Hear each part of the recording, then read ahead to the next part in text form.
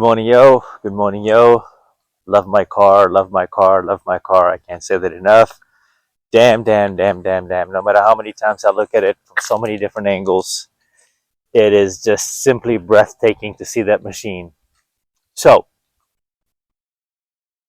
this topic that I'm going to cover, ironically, is going to involve fasting. Surprise, surprise, right? But it's not the kind of fasting you think today that I'm going to talk about. Although I am intermittent fasting practically in that sense from any food, and I've just been doing water intake. So for those of you joining my channel right now, I am signed to Las Vegas Select Talent as an aspiring artist actor, and I'm also a R&B pop musician. I have a martial arts background and a dance background. My social media links are attached, and feel free to peek and creep my profile. But right now, I am about 14 hours or so into my fast, and fasting from people is something I had covered in one of my very early on videos, earlier this year actually. And the way I can tie that into this topic that I really had in mind, and just double down on this topic, is, excuse me, how to deal with toxic people. How do you deal with toxic people? And there's not a perfect answer to this, folks. It's almost an experiment, and it has to do a lot with your growth, proximity, meaning how close you live to them and that radius, um, your life experiences, and even your age, because with that comes wisdom, right? And experiences for you to decipher through and have that judgment, right? So the way I can share this with you is I've personally been around a lot of toxic people my entire life, and it's not an exaggeration. It's not a secret when I talk about growing up in a very turmoil household, and my mother made life absolutely hell, not just for us three brothers. So there's three of us, but my father. So my entire life, I rarely saw my father ever happy in the marriage, ever. But I've always saw him working his behind off. He was a provider. He had a great job during his younger years in corporate. To work for a major newspaper company, and this is back in Fiji Islands where I was born. And then later he got a sponsorship for another corporate position in New Zealand, and that's how I landed over there in New Zealand. That was quite the journey itself. So my dad was always striving to be the best, and didn't quite have the support of my mother, always gaslighting him, telling him he was never good enough. And it ain't like she was all that either. See, the only thing my mom focused on was her looks, her beauty. And I don't know about you, but I grew up in the East Asian, we're East Asian, so Indian, that's my nationality, ethnicity. I get mistaken for many different nationalities, especially by the Latin American community. Uh, I grew up in the Portuguese culture, so my martial arts influence, one of them is Brazil, capoeira. So I do that in some of my Instagram reels. You can see that. I've done that lightly here on this channel as well. More to come on that. But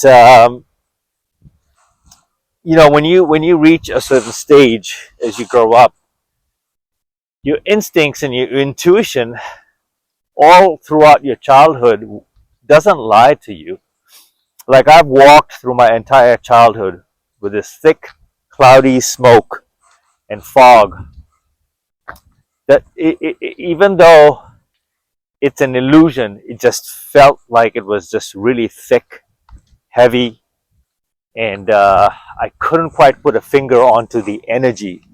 But why do I feel this way every time I'm around my mother? And short of just going into details and boring you with it, right? Comparisons to other kids on why you were never good enough.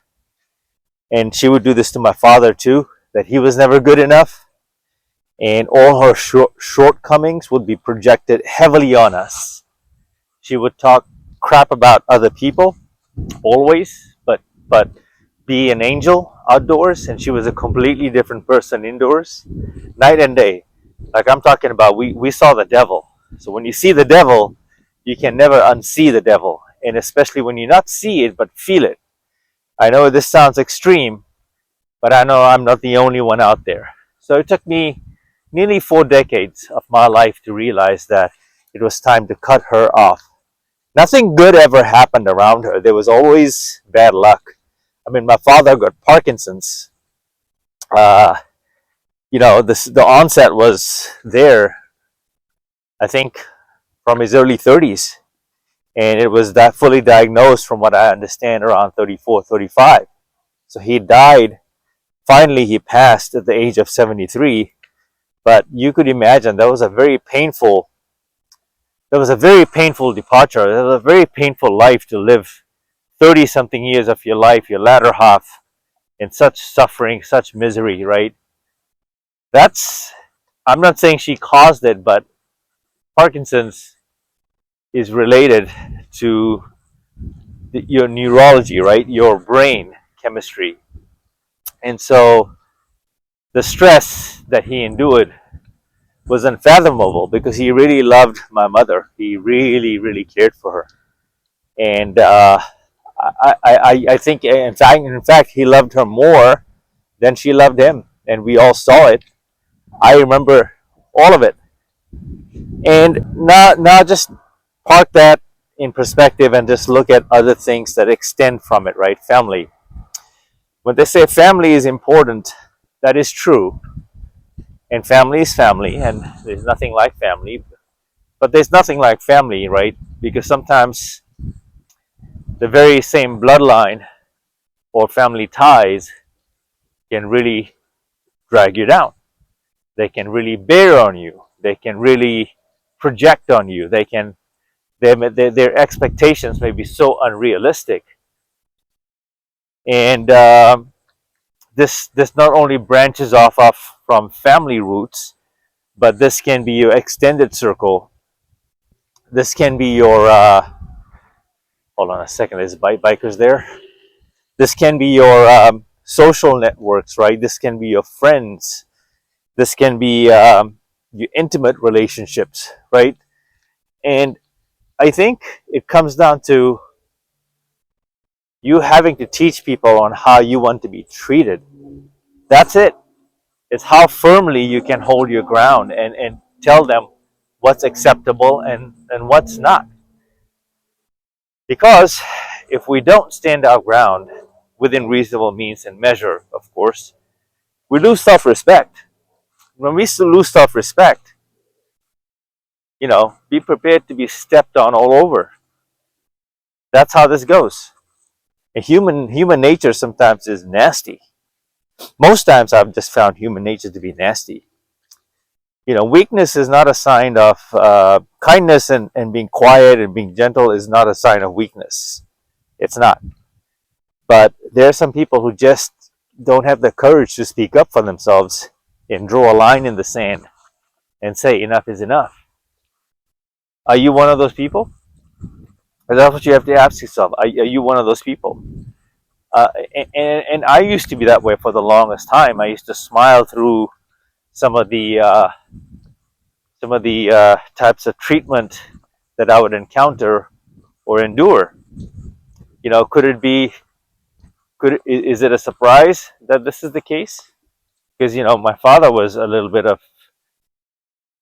bit similar in this sense that he was just a very quiet person, and the guy just was a nice guy, but he got stepped on in that sense, and the Achilles heel was my mother. So there could be people around you gaslighting you today. They how you deal with those ones is you will know. The energy will speak itself. Like, you don't have to do a whole lot. You have to trust your gut. You have to trust your intuition. And when I say you don't have to do a whole lot, meaning it's not rocket science, because we ignore the red flags when we see it. We're in denial. Sometimes we give so much to this person, be it an intimate relationship, friendship, family, whatever. You have to ask yourself, do you need that relationship? Right? How important is that relationship for you to let it go, or disappear, or just slowly bleed it out and move on from it without even saying a word? Like, I'm talking about slowly, just feeding off of text messages, closing off your accessibility, not letting people know where you are at the current time. It's partially a big reason why I moved from Las Vegas, from California to Las Vegas. That's where I reside today, and it's been just a little over 2 years. And I don't want anyone from California to move here to join me. I don't want any association with anybody, because my bridges have been burned by almost everyone. Not almost, 99%. That's quite a big percentage. Sometimes toxic people themselves don't know they're toxic. It's just who they are. I've also seen that. People are unaware. Narcissism. That's another rabbit hole we don't have to go down on this video. But the way I've dealt with all of this is, if the argument or me justifying my position is not, if I don't think it's worth it to save that relationship, I cut it. That's it. I cut it. And cutting it doesn't have to be anything formal, any kind of announcement, any kind of a lengthy email, which is what I used to do before, a forecast or a newsletter or a warning. Nothing. You just have to just take one on the chin, keep your pride intact. The less you say, the better it is. In fact, the less you say, the more powerful it is, because silence, I think, strategically has a very powerful impact on the other person, because you're not feeding them energy. You're not giving them fuel for their fire. That's what they feed off of, toxic people. The gossips, right? And they thrive off arguments, right? So how do you deal with these things? Is just, I slowly just feed off of them. I cut them off by not engaging on social media, by not um, sharing my thoughts, by not including them in anything that I do. And a lot of things that I do is really solo. And that's really it, folks. There's no rocket science. At this age, when you get to this age, your decision making skills have to be really on point. And so I'm at a point where I'm very decisive, not indecisive, very decisive. It's easy for me to disconnect, chop you off, and move on, because a lot of this stems from the fact that, how good is your life? Are you living your best life? Are you focused on you? Are you doing what you need to do to be the best version of you, right? And the better your quality of life is, right, the quality of the people that you meet will also improve, so you don't have to deal with the BS. I talked about projections. Half the time, these toxic people are projecting so hard because it's their shortcomings. It's their own shortcomings, and they make it feel like that it's you are the problem. No, you are great. You can actually do something they can't and never will be able to. All right.